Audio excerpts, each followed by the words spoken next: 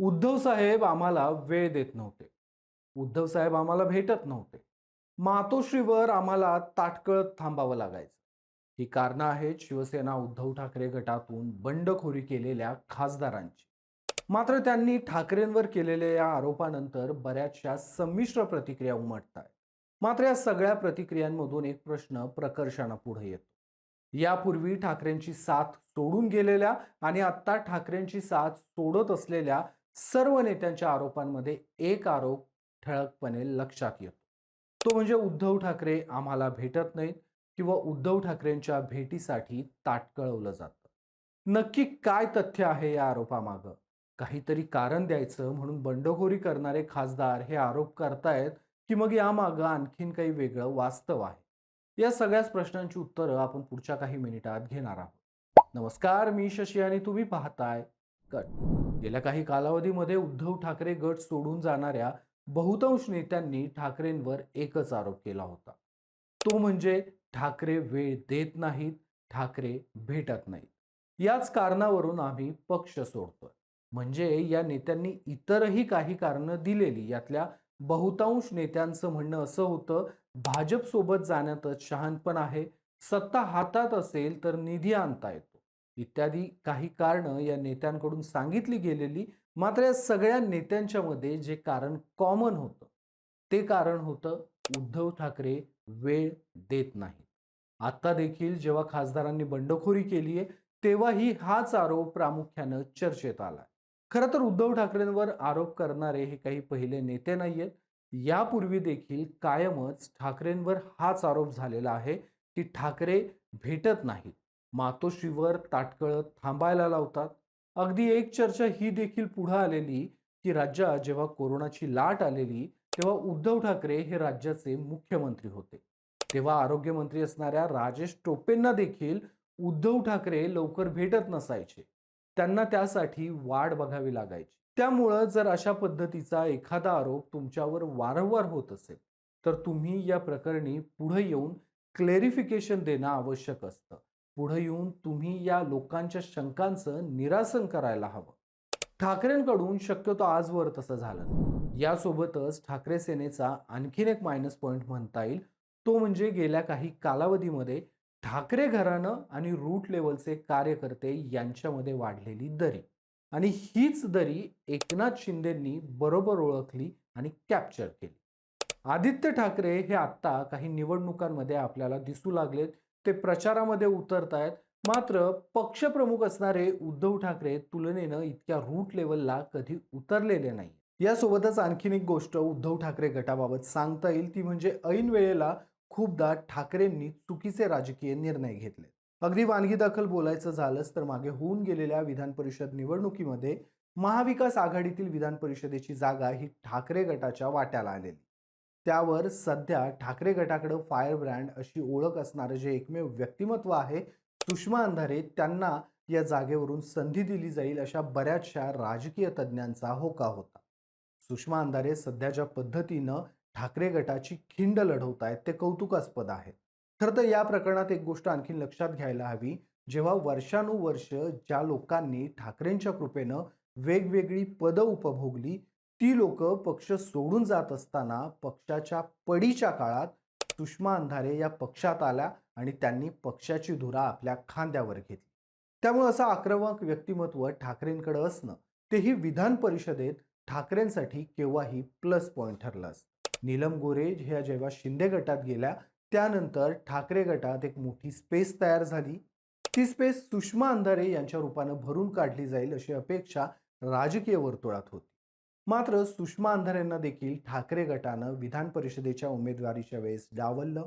या प्रकरणी एक आरोप हा देखील येत होता की सुषमा अंधारे यांना माध्यमांमध्ये मिळणारं फुटेज हे त्यांना उमेदवारी न मिळण्याचं कारण ठरलं. आता पक्षबांधणीकडे देखील उद्धव ठाकरे यांनी स्वतःहून तितक्या गांभीर्यानं कधीच पाहिलं नाही असं म्हणता येईल. त्याचाच प्रत्यय म्हणजे जेव्हा शिंदे गट फुटून बाजूला निघाला तेव्हा शिवसेनेचे चेहरे म्हणून ओळख असणारे अनेक नेते शिंदे गटात गेले. परिणामी उद्धव ठाकरे गटाची बाजू प्रभावीपणे मांडू शकतील असे फार कमी वक्ते ठाकरे गटात राहिले. ज्यामुळे माध्यमांमध्ये एक संजय राऊत, सुषमा अंधारे, अरविंद सावंत असे मोजके चेहरे जर सोडले तर ठाकरे गटाची ॲग्रेसिव्हली भूमिका माध्यमांमध्ये मांडणारा दुसरा चेहरा सध्या तरी नाहीये. खरं तर सुषमा अंधारे असतील, अरविंद सावंत असतील, संजय राऊत असतील, हे तिघंही खरं तर टीव्हीवरच्या चर्चांमध्ये दरवेळी प्रयत्नपूर्वक जातातही. ते ठाकरे गटाची बाजूही मांडतात. मात्र दरवेळी याच चेहऱ्यांना संधी देणं किंवा याच चेहऱ्यांना टीव्ही पॅनल्सवर जाणं शक्य होतंच असं नाही. तुलनेनं जर आपण इतर पक्षांना पाहिलं, सोबत भाजपचाच जर विचार केला, तर भाजपकडं अख्खीच्या अख्खी टीम आहे, ज्यात नवनाथ बन आहेत, केशव उपाध्ये आहेत, आणखीनही बरीच नावं सांगता येतील. शिंदे गटाकडून दीपक केसकर आहेत, शायना एनसी आहेत आणि सगळ्यात महत्त्वाचं नीलम गोरे आहेत. ठाकरेंनी मात्र या फळीच्या उभारणीकडे दुर्लक्ष केलं असं म्हणता येईल. परिणामी कुठल्याही घटनेवर पक्षाची जी भूमिका सर्वसामान्यांपर्यंत प्रवक्ते पोहोचवतात, ती पोहोचवण्यावर ठाकरे गटाला मर्यादा आला, ज्याचा फटका ठाकरे सेनेला सातत्यानं बसत आलाय. याबाबत आणखीन एक मुद्दा सांगता येईल, तो म्हणजे बाळासाहेब ठाकरेंच्या काळात शाखा बांधणीकडे शिवसेनेचा प्रामुख्यानं फोकस होता. शिवसेनेचं प्रमुख लक्ष हे शाखा मजबूत करणं हे होतं. तितकं लक्ष उद्धव ठाकरेंकडून दिलं जात नाहीये, अशी एक तक्रार पुढे येते. यासोबतच उद्धव ठाकरेंनी पक्ष चालवताना काही गोष्टी व्यावहारिक आहेत म्हणूनही मान्य करायला हव्यात, काही गोष्टी स्वीकारायला हव्यात. इतर पक्ष आणि शिवसेनेमध्ये एक मूलभूत फरक आहे, तो म्हणजे शिवसेना हा खरं तर भावनिक पक्ष आहे.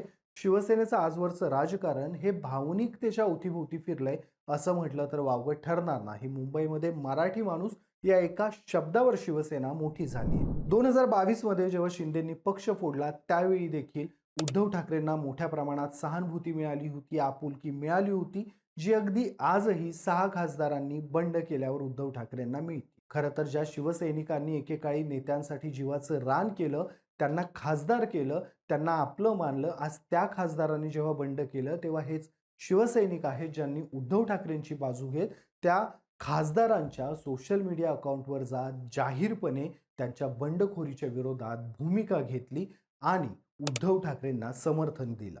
खरं तर हे फक्त याच नेत्यांच्या बाबतीत होतंय का? तर नाही. शिवसैनिक भावनिकदृष्ट्या पक्षप्रमुखांशी किंवा ओव्हरऑल ठाकरे कुटुंबांशी इतके कनेक्टेड आहेत, की जेव्हा आदित्य ठाकरे मोहित कंबोजच्या भेटीला गेले, तेव्हा पहिल्यांदा सोशल मीडियावर या गोष्टींच्या विरोधात आवाज उठवणारे हे शिवसैनिकच होते, जे इतर पक्षांमध्ये आपल्याला दिसत नाही. इतर पक्षांमध्ये आपल्या नेत्यानं जरी कुठली चुकीची गोष्ट केली, चुकीच्या व्यक्तीच्या सोबत गेले, तरीही इतर पक्षांमध्ये कार्यकर्ते आपला नेता कसा बरोबर आहे हे सांगण्याचा प्रयत्न करतात. शिवसेनेत मात्र तसं होत नाही. शिवसेनेतले शिवसैनिक हे नेत्यांना आपल्या घरातले मानतात. त्यामुळं त्यांनी देखील योग्य तीच भूमिका घ्यायला हवी असा आग्रह शिवसैनिकांचा असतो. मात्र ठाकरे गट इथं देखील फेल गेलं. त्यांना आपल्या शिवसैनिकांच्या भावनिकतेचा योग्य वापर करता आलं नाही असं म्हणावं लागेल. खरं तर या शिवसैनिकांच्या भावनांना जागं करून ठाकरे त्या भावना मतपेटीत उतरवू शकले असते. मात्र तसं होताना दिसत नाहीये. कारण त्यासाठी उद्धव ठाकरेंना रस्त्यावर उतरावं लागेल आणि पुन्हा एकदा सर्वसामान्य शिवसैनिकांशी कनेक्ट व्हावं लागेल. आणखीन एक गोष्ट या निमित्तानं पुढे येते, ती म्हणजे ऑपरेशन टायगर हे जरी आज झालेलं असलं, तर यासाठीचे प्रयत्न हे काही आज चालू नव्हते. गेला दीर्घ कालावधी एकनाथ शिंदे यासाठी प्रयत्न करत होते. मग प्रश्न हा येतो, उद्धव ठाकरेंना या गोष्टीची भनक लागली नव्हती का? खासदार फुटल्यानंतर व्हीप बजावून मीटिंग बोलवण्याला काही अर्थ उरत नाही. त्यासाठी चपळाईनं काही निर्णय घ्यावे लागतात. ते उद्धव ठाकरेंनी का घेतले नाहीत? हा देखील मोठा प्रश्न आहे.